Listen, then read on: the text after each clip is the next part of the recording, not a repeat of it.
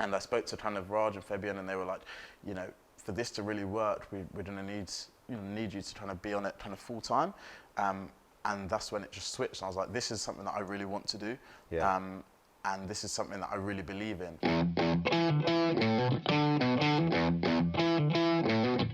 Keita from Skouted, thanks so much for coming in. No worries, thank you. Had a look at the platform. It's basically, well, what I got from it is it's matching footballers with scouts for clubs, and taking their sort of look out of it, that stereotypical, you know, there's kind of whispers going, there's a scout in the crowd watching, I'm going to play my best game. Taking the look out of it and just putting you in front of scouts. Is that fair to say? That's literally it. I mean, what we see is footballers should be placed at clubs that match their ability. And at the moment, that's not always happening. And that is literally because of the way the scouting system works. Like you correctly said, at the moment, a ground scout from a club on any level will maybe randomly appear at a player's game at one point throughout their career. And they have to be fortunate enough to play at their very best on that one day that the scout may or may not be there. So there is a lot of luck in it. And for years it's been like that, and we just don't see that as the most efficient way to get yourself out there.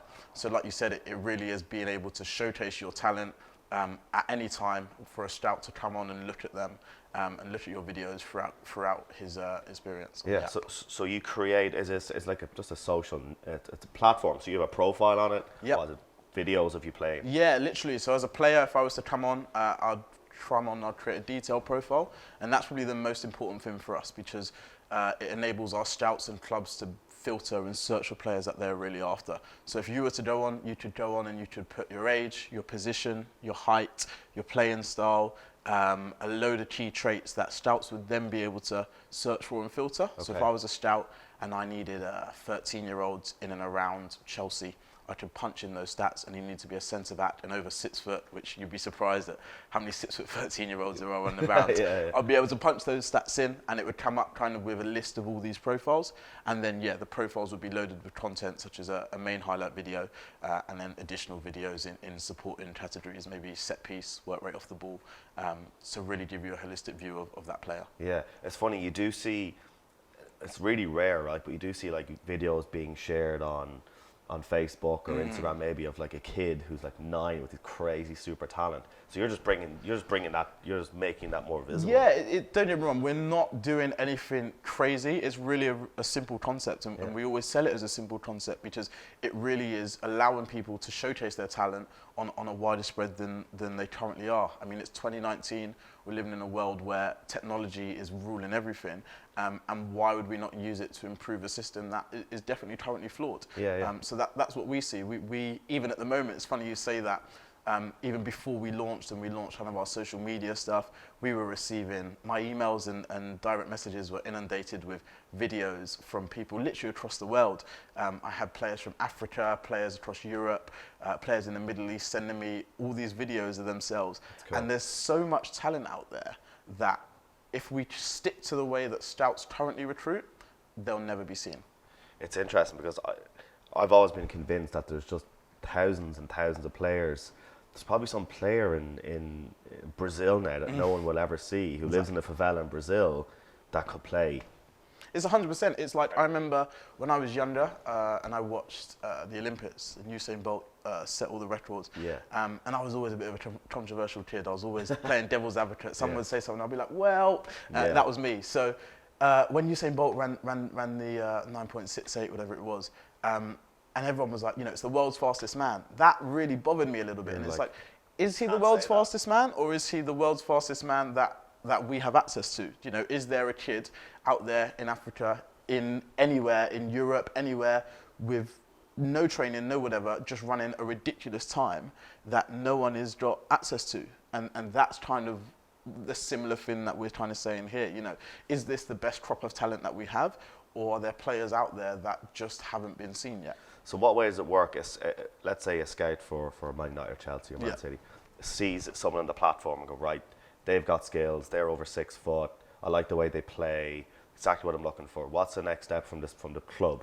So from a club's point of view, they have a few options. So they can kind of save them and store them to their kind of library, and the player wouldn't actually have any knowledge that they've done that. So it still gives you that element of surprise that scouts kind of like. so they can continue to see them and get notifications when they upload new videos and stats, etc. Or go see them. Or exactly. Right. So the next opportunity for them is really, and this is what we say to clubs that we recruit. It's not taking out the human element. We're not saying, you know, go in tomorrow and fire all your ground staff, because that's not going to work. You know, we have to take it with a pinch of salt.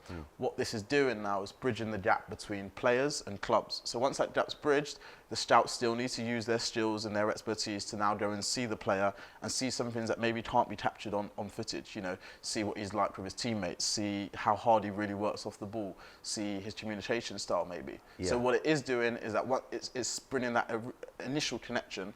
And then what we see a lot is a ground scout going out to that game and actually then going to watch the player, I beg your pardon. So it's wasting less time for them, basically, because they're weaning out the players that they watch for the first 5 minutes and go, they don't suit. Exactly. And then they probably leave early. At the moment, it could be, so if I'm a scout, I could get whispers or someone say, you know, there's this player up and coming in this area. And if it's grassroots, there's no real data, there's no real content, there's nothing really for me to have a look at, unless I want to ask for his videos, which takes away the element of surprise. So I could be traveling, it could be anything, half an hour to go see this kid play. And literally within 5 minutes, I know he's not for me. He might be talented, but he might not be for my club, or he might not be, you know, the right fit. Whereas what Skouted does is it takes that element of surprise out, and it allows you to know maybe who you're going to see and really whittle down a real fine criteria, basically, of players. You took a year off uni. Yes. Tell us a little bit about the decision to take a year off and go with this. So I'm at Loughborough University, study banking, finance and management. And Skouted, it was a really interesting timing. So Skouted was it's always been something I've been bubbling. And around a year and a half ago, maybe 2 years ago, I met a guy called Raj Sharma, who's my co-founder. He introduced me actually to Fabian Brandy. So he's a professional footballer, spent 13 years at Manchester United. And I kind of spoke about what I've kind of been looking at with Skouted from when I was quite a young age. And they were actually looking at something really similar. And we all kind of came together and really created Skouted at that moment. And it was really interesting because I was still at uni at this point. And I'd actually planned to potentially go on a year out, but it was in line with my course. So I was supposed to go to Morgan Stanley actually and do like a banking placement. And I spoke to kind of Raj and Fabian, and they were like, you know, for this to really work, we're going to need you to kind of be on it kind of full time. And that's when it just switched. And I was like, this is something that I really want to do. And this is something that I really believe in. So I spoke to my uni, and they've been really supportive about it. They've been really supportive. They're quite big on enterprise and stuff like that. And you know, developing your skills really. So wherever that be, as long as you're developing your skills and you're growing, they're really supportive. That's good then, because you're going to learn a hell of a lot going through this. And that's what I think. I think I've probably been more active than I would have been on maybe a placement or an internship. I'm being exposed to some real key people just in and around the world of business. And I'm learning a lot, even from setbacks or disappointments. I'm learning a whole lot. So it's definitely probably been one of the best decisions I've made. Yeah, because people in your course, it could be 5 years, 10 years, 15 years before they might not even start their own business, and you're raising money at the minute for the business. They might not even ever go through that, what you're going through. Yeah, 100%. And it's really, you know, it's some of the stuff that we learn in the classroom, but it's really different when you're exposed to it firsthand. You actually have to deal with things emotionally and practically, and it's very different to hearing about it and doing it. And I also think, you know, for anyone thinking about doing it, just do it, because I always say to my mum, I'm really quite risk-free at the moment. I'm 20 years old, and whilst I wholeheartedly believe in the business, you know, I've got nothing to lose, which sounds a bit wild, but at the same time, it allows me to really, I say, perform at my best. It's almost like going for an interview that you don't really mind if you get it or not. You can just go and be yourself. And that's what I really find with Skouted. I can really just be free and work on it and not feel like I've got the whole world or a load of pressure. You had like 3 kids and a mortgage and it's all different. that sort It's of very stress. different. It'll be a hell of a lot different. Look, I wish you the best of luck with it. It's an absolutely amazing platform. Thanks so much for coming. Thank you very much.